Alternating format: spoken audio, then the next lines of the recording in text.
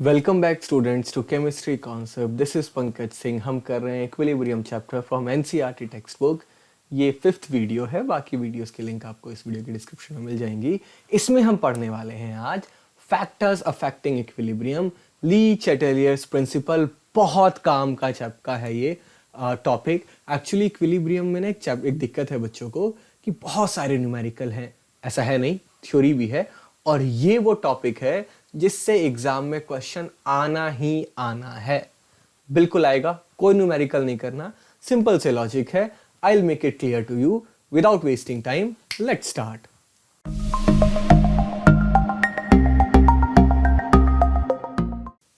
Factors affecting equilibrium.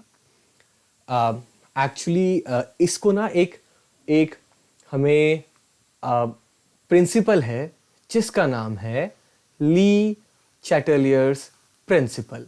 इसकी पहले statement पढ़ लेते हैं and I try to make it as simple as possible. Statement ये कहती है, change in any of the factors that determine the equilibrium conditions of a system will cause the system to change in such a manner so that to reduce or to counter in a way the effect of change. Okay? अब इसका क्या मतलब है? Let me make it simple. There is another statement. If you want तो आप video को pause करके note भी कर सकते हैं. If any external stress is applied to a system under equilibrium, the equilibrium condition is upset and a net reaction takes place in that direction which leads to like minimize the external stress. ये statement है ली चैटेलियर principal की एक और। मैं समझाता हूँ है क्या। कहना ये चाह रहे हैं कि एक रिएक्शन है which is already under equilibrium। ठीक है, इक्विलिब्रियम पे होता क्या है, temperature, pressure, concentration all becomes constant. अब अगर आप कुछ चेंज करें, क्या चेंज करें, आपने अपने आप टेम्परेचर बढ़ा दिया, आपने थोड़ा सा रिएक्टेंट ऐड कर दिया, थोड़ा सा प्रोडक्ट ऐड कर दिया, या फिर कुछ और चीज कर दी, तो उससे ना इक्विलिब्रियम गायब हो जाएगा, डिस्टर्ब हो जाएगा, रिएक्शन इक्विलिब्रियम में नहीं रहेगी। लेकिन थोड़े टाइम बाद इक्विलिब्रियम दोबारा आएगा। ठीक है, and now let's understand with example again and again. तो first is let's see effect of change of concentration, कि भाई हम concentration change करेंगे तो क्या होगा। मैं आपको समझाता हूं एक example के साथ। Let's say R is reactant which is in equilibrium with the P product. अब आप क्या करते हैं, आप concentration of R, रिएक्टेंट की कॉन्सेंट्रेशन को इंक्रीज कर देते हैं। कैसे करते हैं, थोड़ा और रिएक्टेंट डाल करके। तो क्या होगा, आपने एक्स्ट्रा रिएक्टेंट ऐड कर दिया तो ये रिएक्शन चाहेगी कि जल्दी से जल्दी वो जो एक्स्ट्रा रिएक्टेंट ऐड हुआ है वो कंज्यूम हो जाए सो दैट वापस इक्विलिब्रियम आ जाए।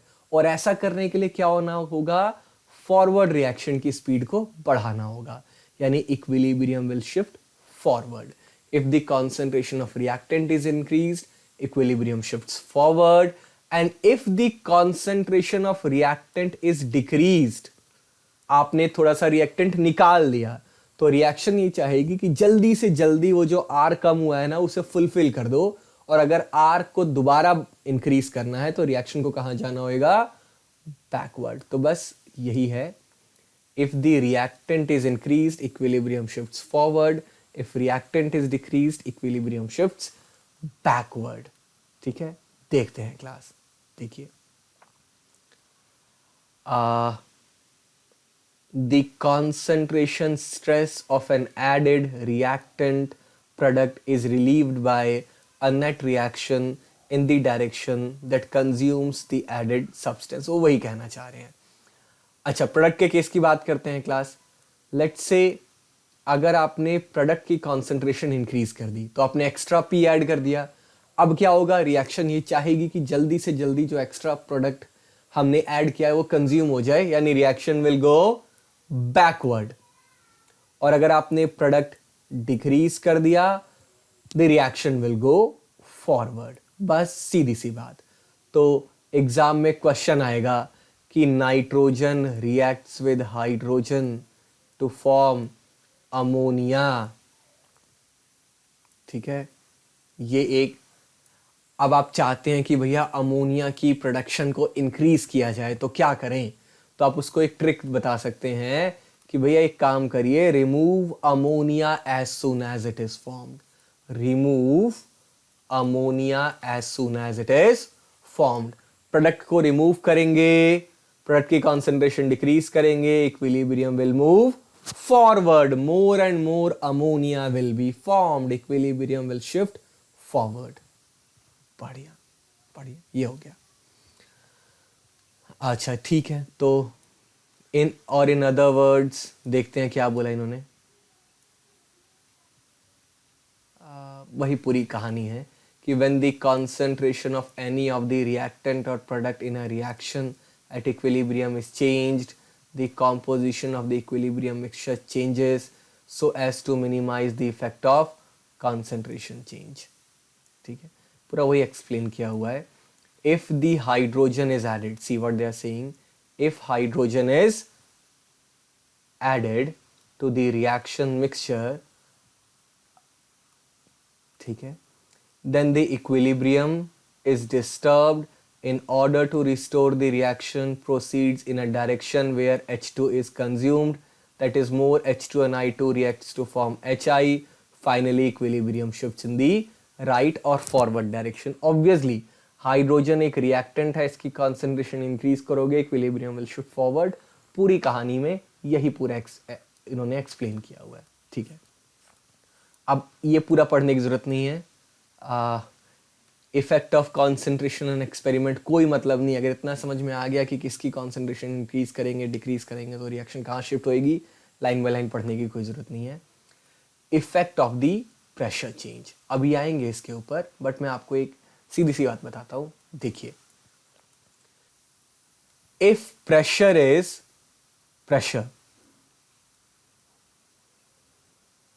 is increased, equilibrium will shift in that direction which has less number of gas molecules, and if pressure is decreased, equilibrium will shift in that direction which has more number of gas molecules, that's it। और अगर दोनों side same number of gas molecule हैं या gas molecule है ही नहीं तो there will be no effect of pressure change. Example N2 gas reacting with H2 gas to form NH3 gas, ठीक है। रिएक्टेंट साइड में how many gas molecules are there, 4।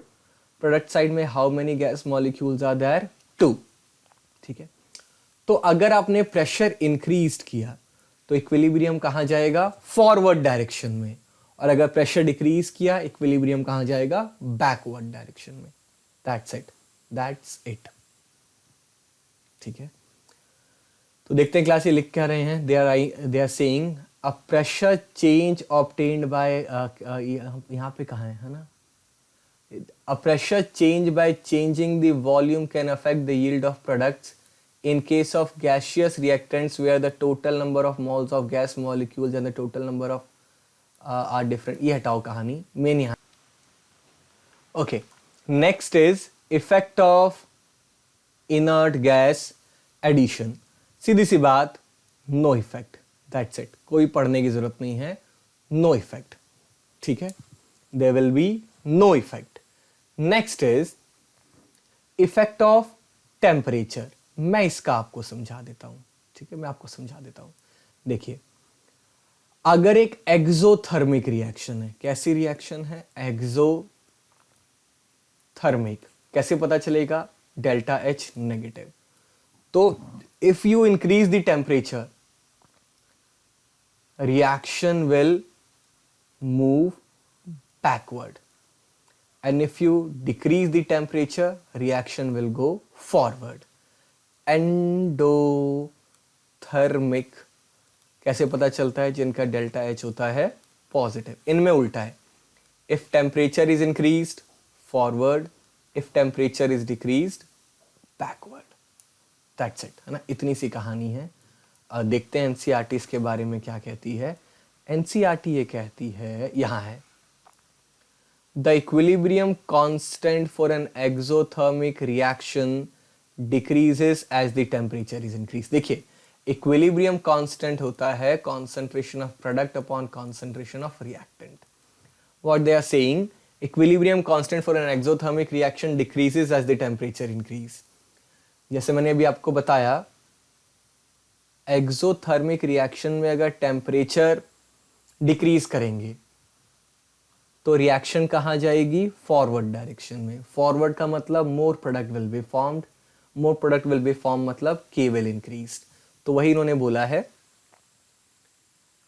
Inversely proportional है कि equilibrium constant will decrease if the temperature is increased, यानी कि if temperature is increased equilibrium will come backward, यानी कि मोर reactant will be formed, के की value decrease हो जाएगी।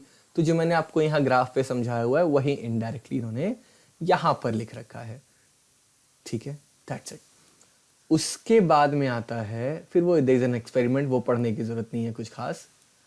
देन आता है effect of catalyst, and again the answer is no effect, no effect. Why no effect? Because catalyst क्या करता है, it increases the rate of both forward and backward reaction. जब उसने फॉरवर्ड को भी स्पीड अप कर दिया, बैकवर्ड को भी स्पीड अप कर दिया, नेट इफेक्ट बिकम्स जीरो, ठीक है।